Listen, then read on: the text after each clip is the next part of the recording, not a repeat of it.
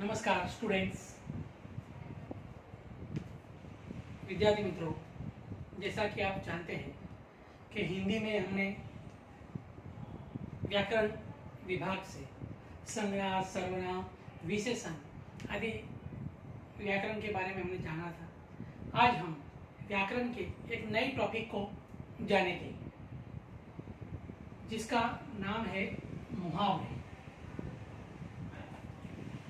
मुहावरे आपने कक्षा 8 में भी पढ़े होंगे कि अलग अलग प्रकार के शाब्दिक अर्थ को विशेष अर्थ में बताते हैं, विशेष अर्थ में उसको सूचित करते हैं, तो वह मुहावरे कहलाते हैं, जो हिंदी भाषा को सरल, प्रभावशाली और स्फटिक बनाते हैं। आज हम मुहावरे की पूर्व जानकारी पाएंगे। क्यों कि मुहावरे किसे कहते हैं, मुहावरे किसे कहते हैं, मुहावरे का अर्थ और उसके वाक्य प्रयोग आपको आपके जितने भी पाठ्यक्रम में जो अभ्यासक्रम में जो गद्य है उसमें स्वाध्याय में देखेंगे तो आप जो भी पाठ होते हैं उसमें जो शाब्दिक अर्थ में सहज शब्द, विशेष शब्द भी प्रयोजन किया गया है जो मुहावरे कहलाते हैं। तो मुहावरे का जो स्वाध्याय में भी आपको अर्थ समझाया हुआ है, उसका अर्थ भी दिया है, सरल अर्थ, सरल भाषा में भी उसका अर्थ दिया है। तो आइए उसके बारे में सही रूप से हम जानें। तो आज हम मुहावरे की बात करेंगे कि सबसे पहले मैं बात करूं तो मित्रों मुहावरे की जानकारी में कि प्राचीन जो भारत में पहले मनुष्य सीधी सारी भाषा में जो बात करता था, यानी भाषा का प्रयोग भी करता था, फिर हिंदी जो धीरे धीरे उसकी भाषा में क्या होगा, परिवर्तन आने लगा और भाषा में सरलता और सहजता आने लगी। उसी में हिंदी भाषा की बात करें तो हिंदी भाषा में भी यही हुआ कि मनुष्य सीधी सरल भाषा में तो बहुत करता था, पर धीरे धीरे आगे जाके कि हिंदी भाषा में क्या हुआ कि अनोखे ढंग से जो शब्द थे, जो वाक्यांश थे, वो अनोखे ढंग से प्रस्तुत होने लगे। भाषा में क्या हुआ, अनोखा एक ढंग आने लगा जो मुहावरा कहलाने लगा, जिसको हम क्या कहते हैं, मुहावरा। तो मुहावरा एक अरबी भाषा का शब्द है मित्रों। किस भाषा का है, अरबी। और उसका सामान्य अर्थ तो क्या होता है, अभ्यास, अभ्यास अर्थ होता है, क्योंकि वह मुहावरा भाषा को क्या बनाता है, हिंदी भाषा को बहुत ही सुंदर, मीठा बनाता है, भाषा को प्रभावशाली बनाता है, उत्तम बनाता है, संक्षिप्त भी कर देता है वाक्य को, और सरल बनाने के लिए बहुत उपयोगी होते हैं हमारे यह मुहावरे हिंदी के। और यह वाक्यांश है, वाक्यांश होते हैं, शाब्दिक अर्थ न लेकर विशेष अर्थ बनता है, यानी उसकी जो सही रूप से व्याख्या बताए तो जो वाक्यांश अपने सामान्य अर्थ को छोड़कर किसी विशेष अर्थ का प्रयोजन करता है या किसी विशेष अर्थ को क्या करता है, प्रकट करता है। यानी जो वाक्य होता है दोस्तों, यानी कोई भी वाक्य हो हिंदी में, तो वाक्य जो सामान्य अर्थ को छोड़ देता है, सामान्य अर्थ को छोड़कर किसी विशेष अर्थ का प्रयोजन करे तो उसे हम कहते हैं मुहावरे। उसे क्या कहते हैं, मुहावरे। तो यह मुहावरे शाब्दिक अर्थ न लेकर विशेष अर्थ प्रकट करता है, वह चाहे लिंग, वचन, क्रिया के अनुसार वाक्यों में प्रयोग होते हैं। लिंग, वचन और क्रिया, यह जानकारी आपको होनी चाहिए कि लिंग, वचन और क्रिया इन तीनों के अनुसार वाक्य में प्रयोग होते हैं। यानी अर्थ आपको बता दिया कि जो वाक्यांश अपने सामान्य अर्थ को प्रकट छोड़कर किसी विशेष अर्थ को प्रकट करता है उसे कहते हैं मुहावरे। तो जैसे कि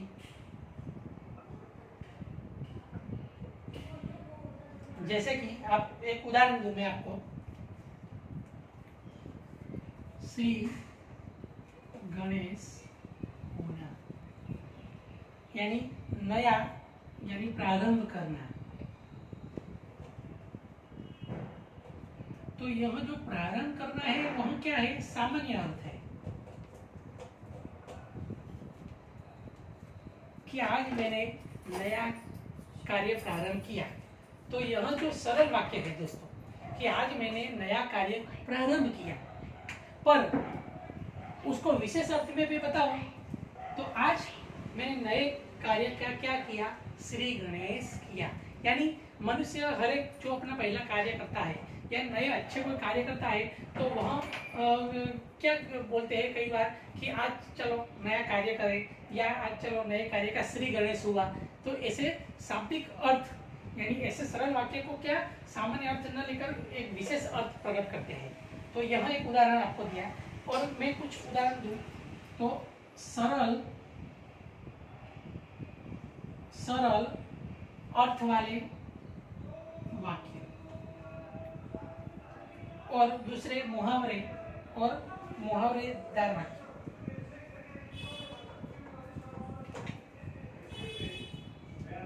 मुहावरेदार वाक्य दरवाजा सरल वाक्य। तो एक उदाहरण दो, शेर की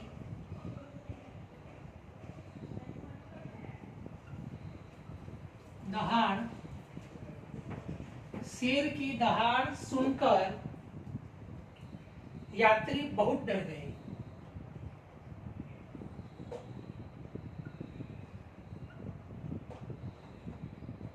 यह एक सरल वाक्य है कि शेर की दहाड़ सुनकर यात्री बहुत डर गए। अब मुहावरेदार वाक्य में हम प्रयोग करें तो बहुत ही सिंपल है। यह तो पूरा लिख ही दिया कि शेर की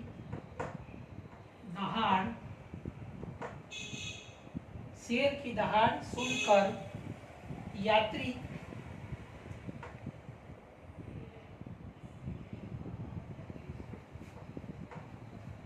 यात्री के पैर ठंडे हो। यानी शेर की दहाड़ सुनकर यात्री बहुत डर गए, यानी बहुत डर गया सामान्य अर्थ है, पर उसको मुहावरेदार विशेष अर्थ में क्या प्रकट किया है कि पैर ठंडे हो गए। पैर ठंडे होना यानी बहुत डर जाना। एक और उदाहरण दूं आपको, मित्र को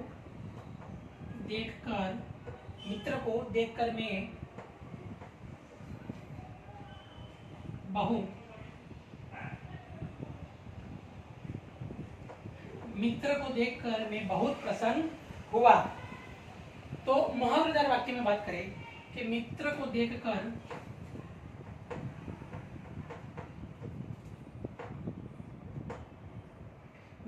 देखकर मेरा हृदय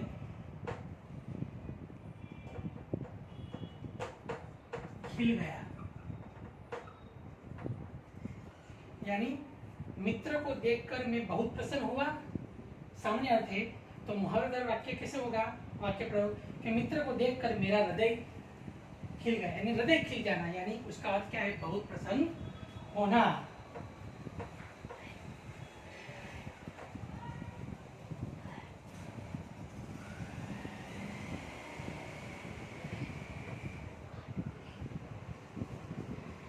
आगे उदाहरण दो,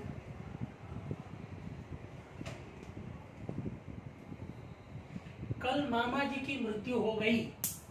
कल मामा जी की मृत्यु हो गई। तो मुहावरेदार वाक्य में एक उदाहरण दो कि कल मामा जी राम के घर चले गए।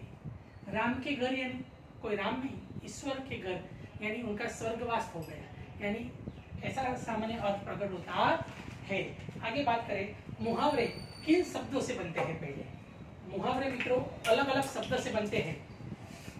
मुहावरे अलग अलग शब्द से बनते हैं, जैसे कि शरीर के अंगों के द्वारा, फिर प्राकृतिक पदार्थ, कुछ वस्तुएं, पशु पक्षियों के आधार पर अलग अलग उसका प्रयोजन किया गया है। सांकेतिक अर्थ उसके अलग अलग होते हैं। जैसे कि पहले हम बात करें कि शरीर के अंगों के, शरीर के अंगों की बात बताएं। पहले तो शरीर के अंगों में तो पहले हम आंख की बात करते हैं। आंख, तो आंख के भी कई मुहावरे होते हैं। आंख जैसे कि आंखें चुराना, आंखें चुराना, आंखें चुराना, आंखें बिछाना। पहले मैं ताल लिख देता हूँ, आंखें बिछाना, आंखों में चमक आना,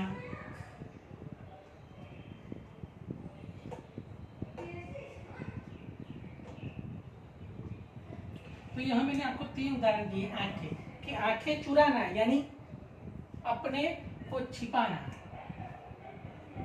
अपने को छिपाना। आंखें बिछाना यानी आदर सत्कार करना,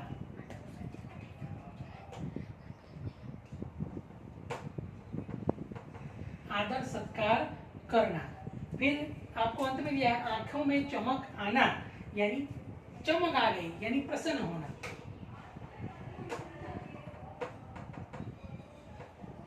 तो 3 उदाहरण मैंने आपको दिए कि आंखें चुराना यानी अपने को छिपाना।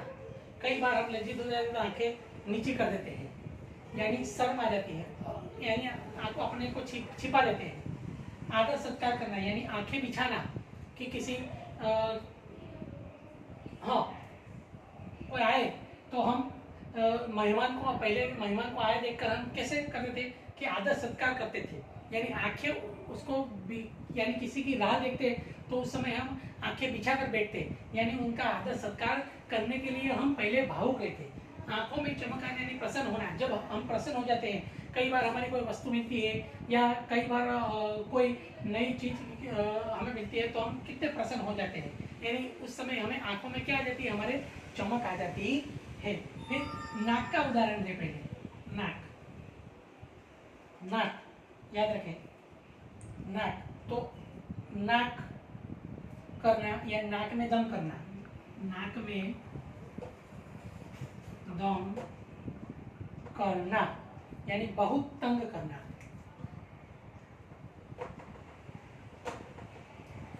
कई बार बच्चे माता पिता को इतना तंग करते हैं, बहुत तंग करते हैं, तो उसको एक भाषा में उसको मोहर दे सकते हैं कि नाक में दम कर दिया है, बच्चे ने तो मेरे नाक में दम कर दिया है, ऐसा ही उदाहरण देते हैं। फिर कई उदाहरण दिए तो कान, कान के देता हूं आपको, कान, तो कान के भी कई उदाहरण होते हैं, जैसे कान भरना, कान भरना यानी चुगली करना, यानी किसी ने कही हुई बात हम दूसरों को कह देते हैं, चुगली कर देते हैं किसी को, तो उसका सरल अर्थ यानी क्या है, चुगली करना। तो उसको मुहावरेदार वाक्य में क्या कहा है, कान भरना। फिर कान देना, कान खाना,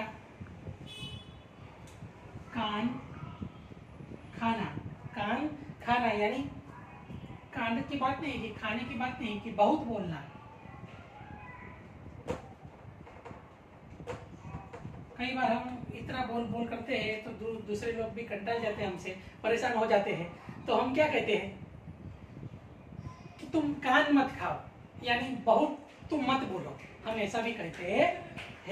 फिर हाथ का एक उदाहरण दे, हाथ, शरीर के अंगों की बात करें, हाथ,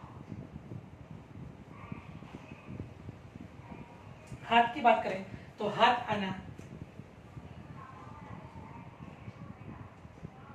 दूसरा लिख देता हूं, हाथ मलना, और तीसरा एक लिख देता हूं, हाथ फैलाना।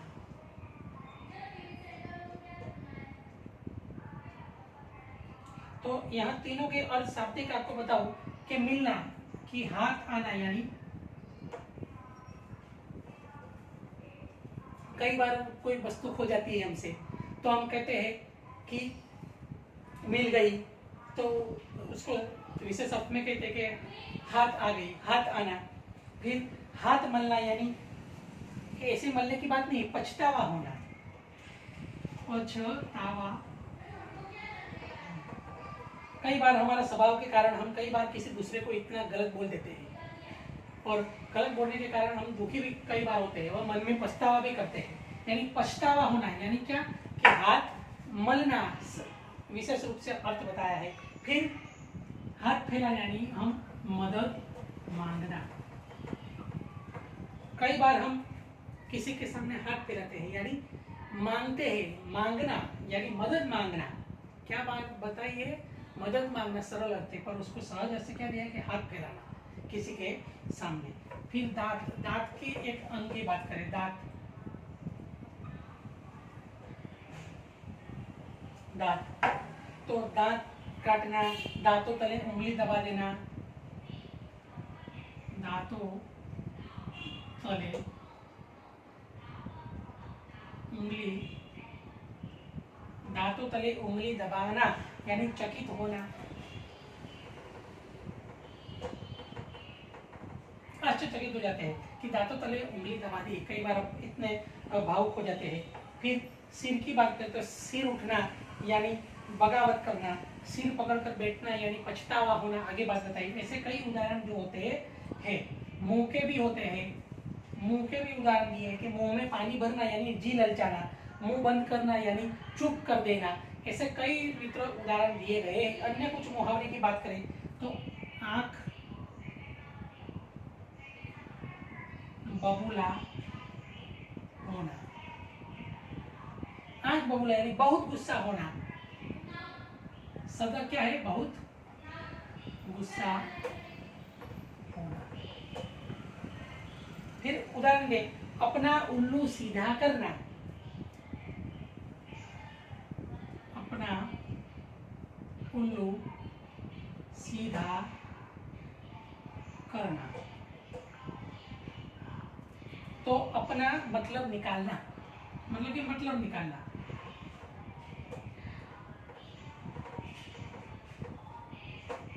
मतलब निकल जाना, काम हो जाए, मतलब निकल गए यानी अपना उल्लू सीधा करना। बहुत ही अलग अलग उदाहरण भी दिए हैं। दिन रात एक करना, शब्द आते हैं कई ऐसे, दिन रात एक करना यानी कड़ी मेहनत करना,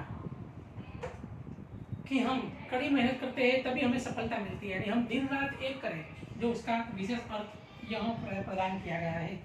पची रंग उड़ जाना, नमक मिर्च लगाना यानी बात को बढ़ा चढ़ा कर देना, नमक मिर्च लगाना यानी बात जो है, बात को बढ़ा चढ़ा कर क्या करते हैं, बात को बढ़ा चढ़ा कर करना। कई बार बात को बढ़ा चढ़ा करके उसमें कुछ उमेर कर दूसरों के खिलाफ भी हम क्या करते हैं, नमक मिर्च लगाते हैं। नमक मिर्च लगाते बात को बढ़ा चढ़ा कर किसी को कहने की बात बताई है। एक उदाहरण, धूम मच जाना यानी धूम मच जाना यानी प्रसिद्ध हो जाना, धूम मच जाना यानी प्रसिद्ध होना।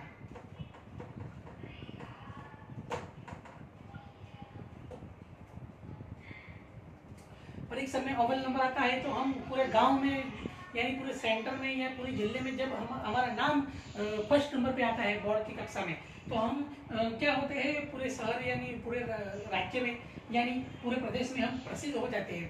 तो वहाँ क्या, इसलिए हमारी क्या मुझे धूम मच जाती है यानी प्रसिद्धि हो जाती है। यानी सचिन तेंदुलकर आप सकते हो, तो वो क्रिकेट के एक प्रसिद्ध खिलाड़ी है, तो उन्होंने क्या अपने नाम की एक प्रसिद्ध मतलब धूम मचा दी है कि नहीं।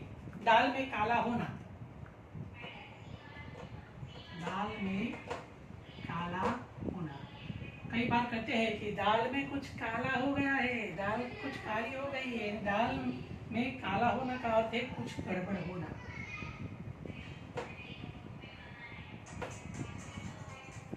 तो दोस्तों, विद्यार्थी मित्रों, तो ऐसे कई उदाहरण आपको गद्य में भी दिए हैं, जो स्वाध्याय में भी वो अलग अलग प्रकार के मुहावरे हैं जो आपको पाठ्य पुस्तक में जो आपके जो गद्य पाठ है उसमें आएंगे।